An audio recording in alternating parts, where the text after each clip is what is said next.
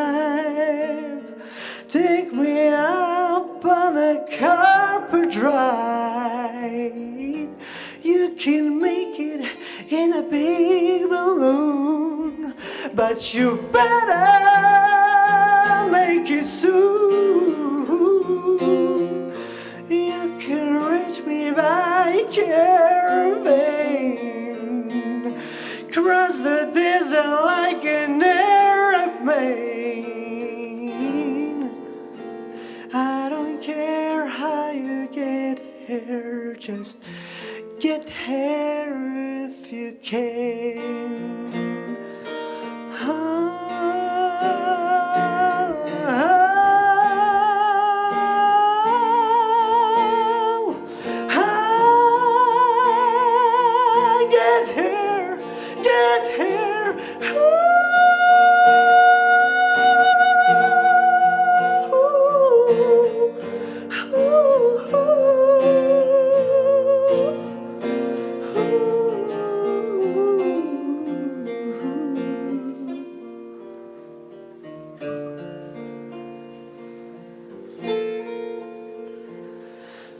I don't care how you get here, just get here if you can.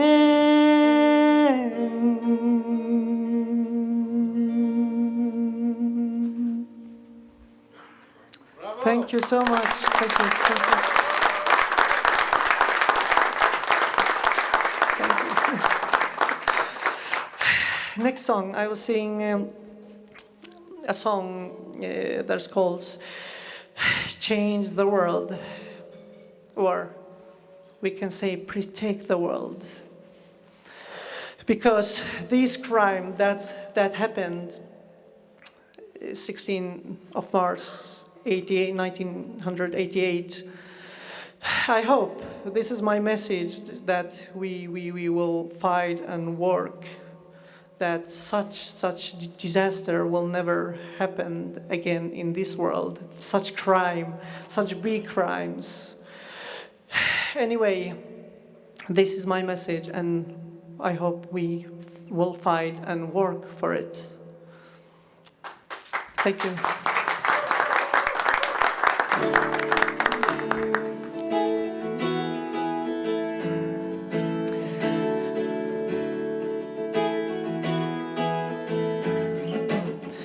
Sometimes I get that overwhelming feeling, so sad.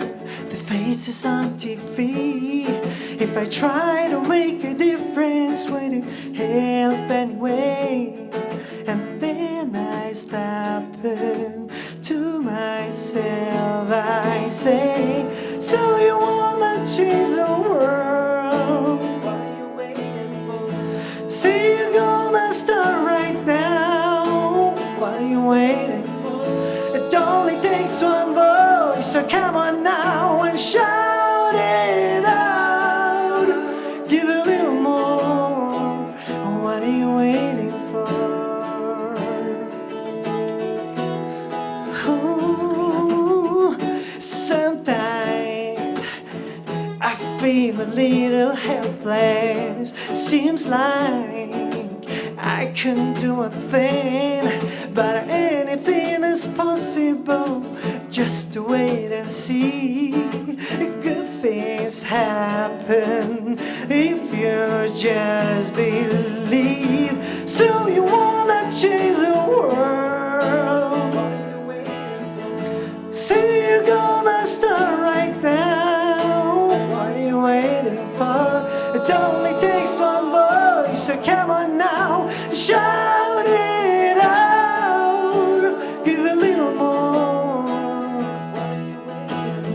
Someday, somehow, gonna take that step, 'cause time is ticking away. Right here, right now, before it's too late. Gonna face tomorrow today.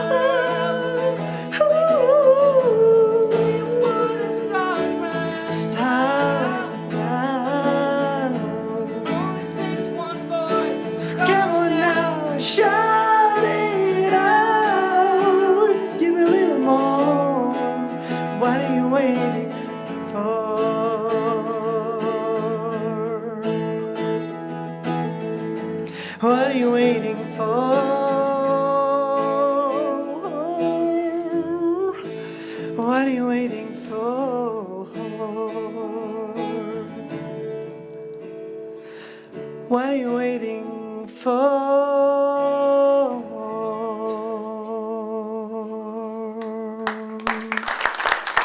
Tack så mycket. Thank you so much. Thank you. Thank you. Thank you so much.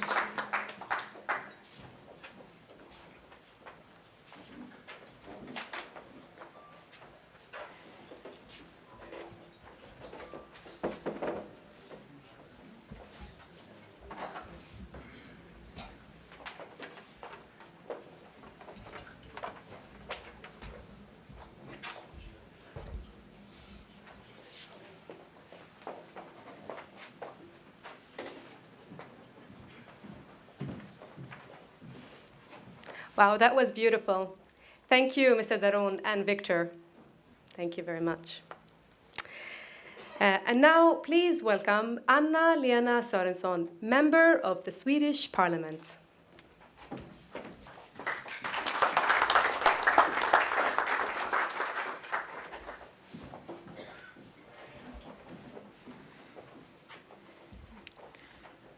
Mr. Ambassadors, ladies and gentlemen, and dear friends, after this I want to say, yes, we want to change the world and we want to start today. Today I represent the network, the Swedish Kurdish network in the Swedish Riksdag. A year has passed, 26 years have gone since the big tragedy took place in Halabja. They say that time will heal our wounds. Well, we know that this isn't true. Maybe time makes us a bit less sad and maybe memories become a bit fade.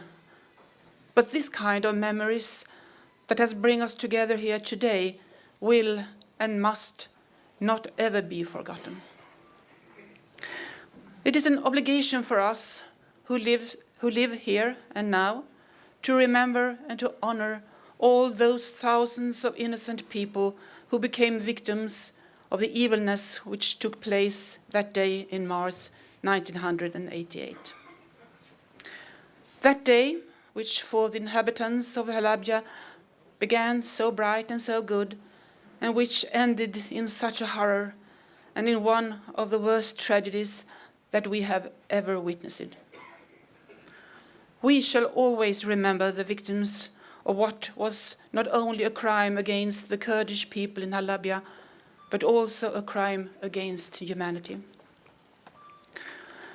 2 years ago, a delegation from the Swedish Parliament visited Kurdistan, and we also visited Halabja.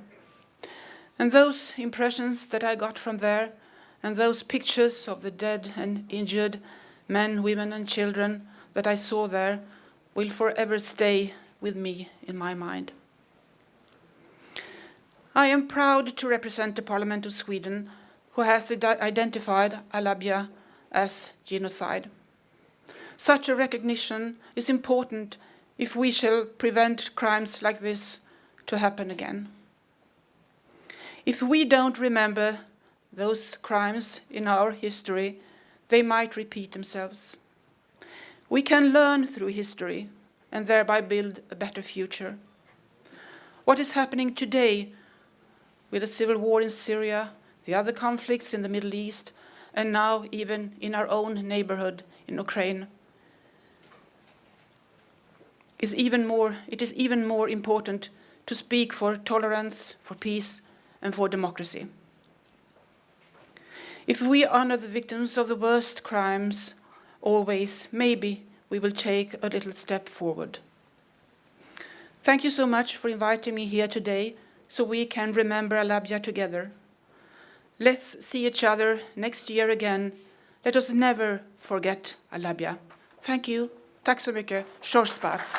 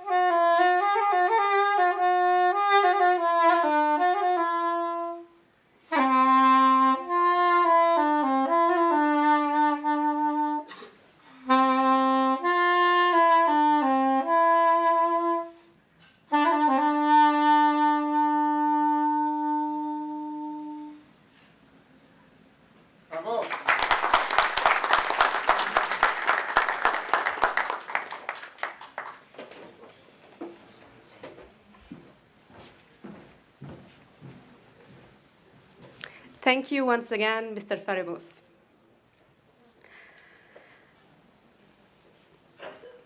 The chemical weapons attack on Halabja in 1988 remains one of the worst crimes committed against a civilian population in recent history. It may be 26 years since the Halabja chemical attack, but for many, many, many Kurds, the day is more than a haunting memory. It is something that they live with every day. This is not just a closed page in our history books. This is real, and we need to keep remembering that, and we need to keep doing something about it. Remembering the suffering of the victims in deep respect is a condition for today's solidarity. We hope for a future of freedom and peace in Kurdistan, in Iraq, and throughout the whole world.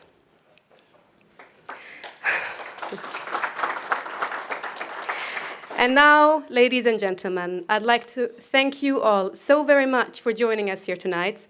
I'd like to kindly ask you to go ahead and try some of our delicious Iraqi food. Thank you for coming once again.